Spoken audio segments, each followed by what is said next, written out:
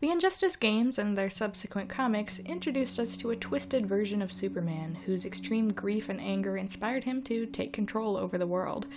He grows to represent extreme control and the penalty of death for any wrongdoers or naysayers.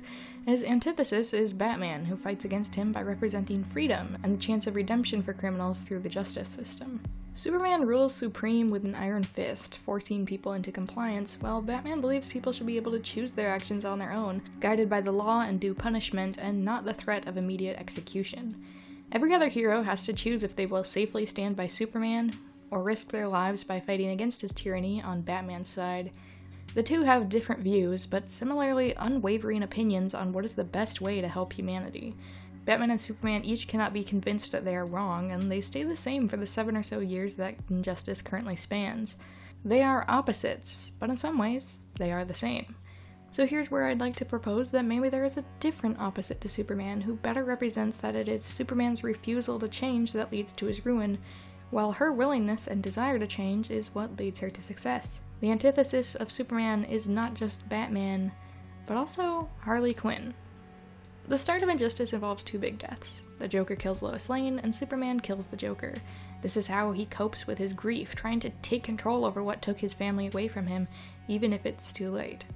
Harley Quinn is also deeply hurt by the loss of her own longtime partner, the Joker, and I think it's fair to say that these 2 losses have the same emotional impact, as both Lois and the Joker help their partners form their identities. Harleen breaking out of her shell to become Harley, and Superman truly finding his human Clark Kent side. As the Injustice comics say, he didn't even sleep until he met Lois. Harley doesn't react to her grief with extreme violence, but hides it behind humor.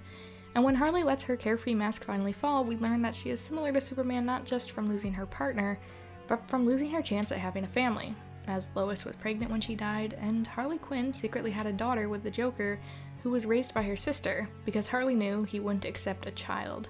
Even though Harley clearly loves her daughter very deeply, just as Superman adored his unborn child the second he heard its heartbeat, she gave her up because she had dedicated her life to the Joker, even though losing her daughter tore her apart. Both Superman and Harley lose friends, the ability to raise their child, and their closest loved one prior to and during the course of Injustice.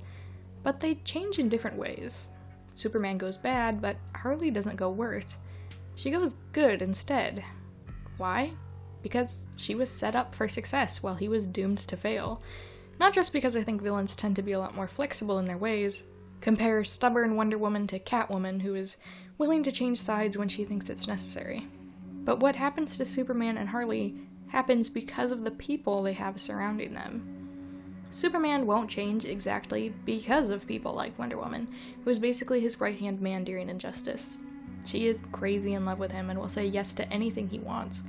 Most of the other heroes on his side are the same. They won't question his authority, and when they do, like Shazam eventually does, they may end up dead.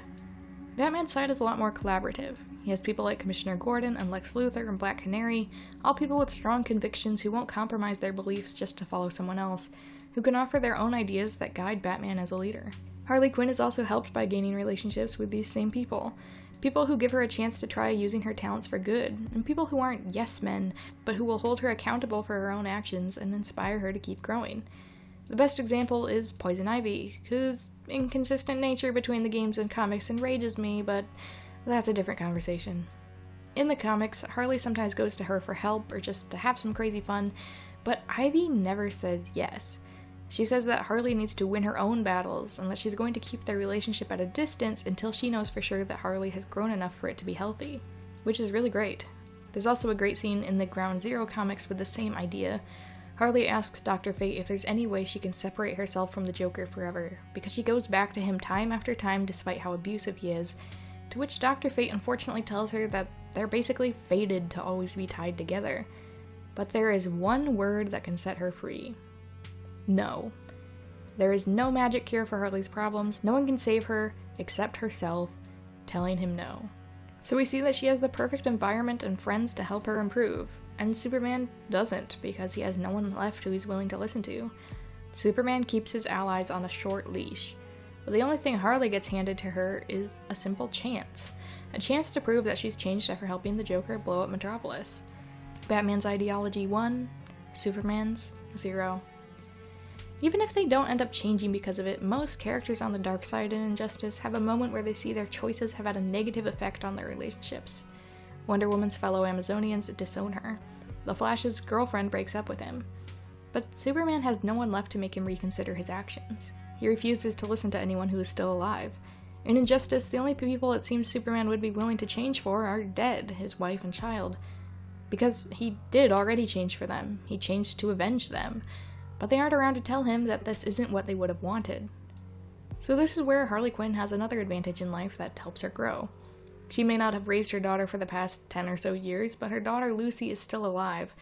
Like I said before, it's obvious that Harley really loves her and carries a lot of pain from choosing the Joker over Lucy. In Harley's ending for Injustice 2, we see that she wants to become a good person, a hero who knows she's in control of her life, so that she can finally be the mother that she always wanted to be.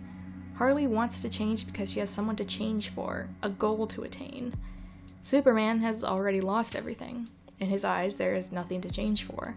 Change would only be surrendering to the idea that he was wrong to murder the Joker and everyone else. And this Superman is obviously never going to admit he was wrong. Not anytime soon. But Harley realizes her mistakes, realizes that she shouldn't have gone back to the Joker time after time, blindly following his orders, realizes that she has been stupid too many times, and she changes to make up for it. If she had never talked to Green Arrow or Black Canary, if Batman had never let her help, if she didn't have her daughter to fight for, she might not have changed. She could have done only what would benefit herself during this time. But instead, she took up the hard fight, the fight that broke her down to depression at times, and she continued to work to help the common people and prove that she could be better than what she used to be, someone she herself could be proud of. And that is the antithesis of Superman, our favorite unchanging fascist Kryptonian in Injustice. Superman believed that the Joker could never change, that he needed to be killed before he himself could kill more people.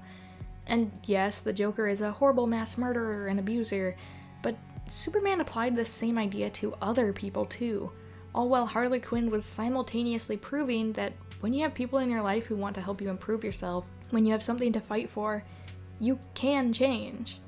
That's what Harley has that Superman doesn't. That's why she's on the road to becoming a hero, getting her daughter back, getting Poison Ivy.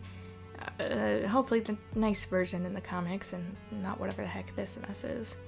And Superman is stuck. Stuck with people who don't want him to change. Stuck with nothing to fight for but the idea that he's got everything held together when he really doesn't. Injustice isn't just about finding peace through freedom versus finding peace through control. It's about moving forward or staying put, adapting or being stubborn, listening or shutting people out. Or maybe it's not. Maybe it's just about Superman and Batman beating each other up. But that's the cool thing about games and comics and movies. Everyone can see different things in them, whether they were intentional or not. And I just like doing character studies like this. So thanks for watching.